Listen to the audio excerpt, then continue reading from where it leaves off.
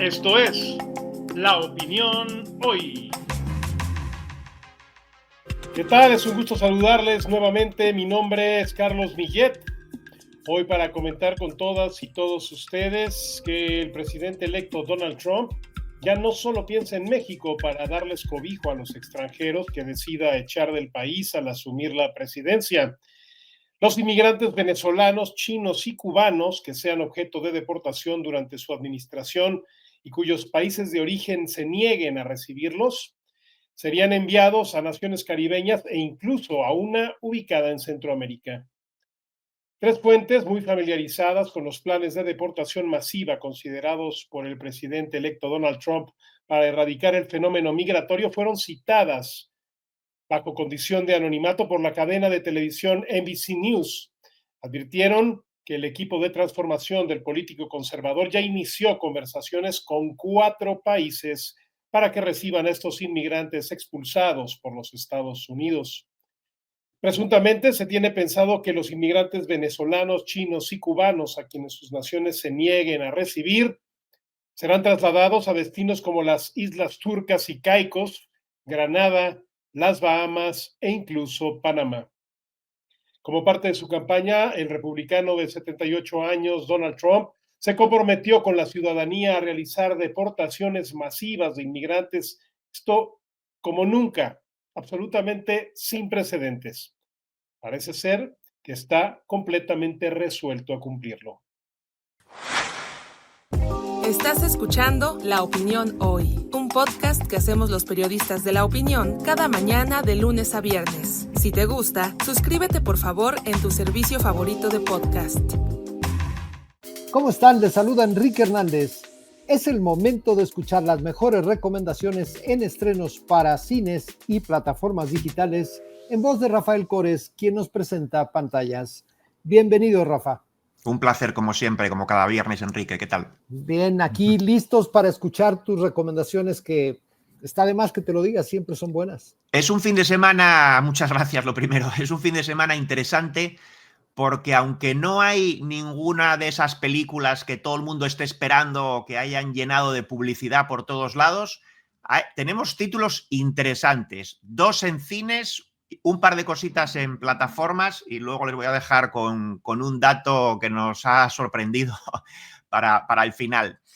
Arranco con The Order, que es una película que se estrena en cines, protagonizada por Jude Law y Nicholas Hoult, y cuenta una historia que yo personalmente no conocía, una historia real que sucedió en los años 80, en concreto en 1983 empezaron a suceder una serie de crímenes violentos, robos en bancos, operaciones de falsificación, atracos a vehículos blindados, muy organizados entre Idaho y el estado de Washington, ahí en el Pacific Northwest, ¿no? En el noroeste de Estados Unidos.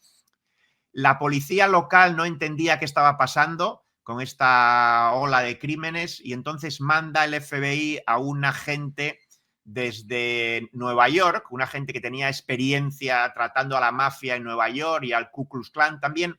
Y este es el agente que está interpretado por Jude Law, se llama Terry Husk.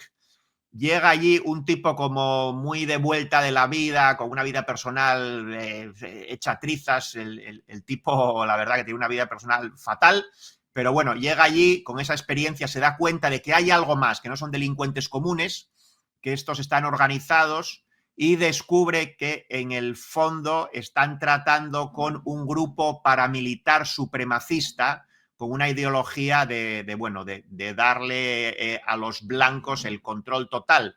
Y esto, por supuesto, nos suena un poco a lo que ha pasado en los últimos años en Estados Unidos, que ha habido cierto resurgimiento de este tipo de grupos supremacistas.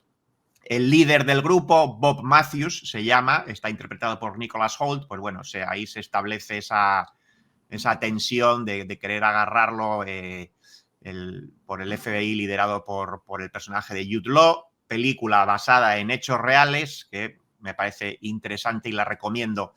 También en cines una revisión a un clásico, el clásico de La Odisea de Homero. Uberto Pasolini, el director italiano, llegó a la conclusión de que aunque todos conocemos la historia de la Odisea y es pues eso, un clásico que está totalmente integrado en la cultura de la civilización occidental.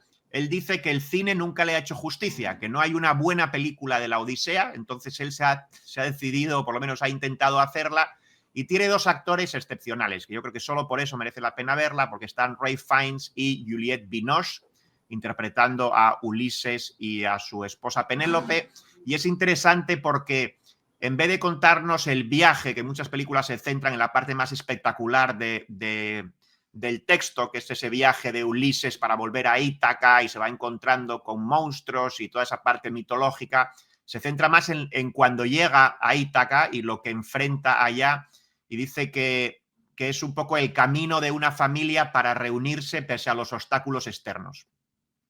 Como digo, estreno en cines. Y ahora pasamos... Mira, no, te iba a comentar que en una época donde está tan de moda revisar historias del pasado, ¿por qué no voltear a ver a un clásico y una obra magnífica como es esta obra de Homero? Me parece que hay que ir corriendo a verla.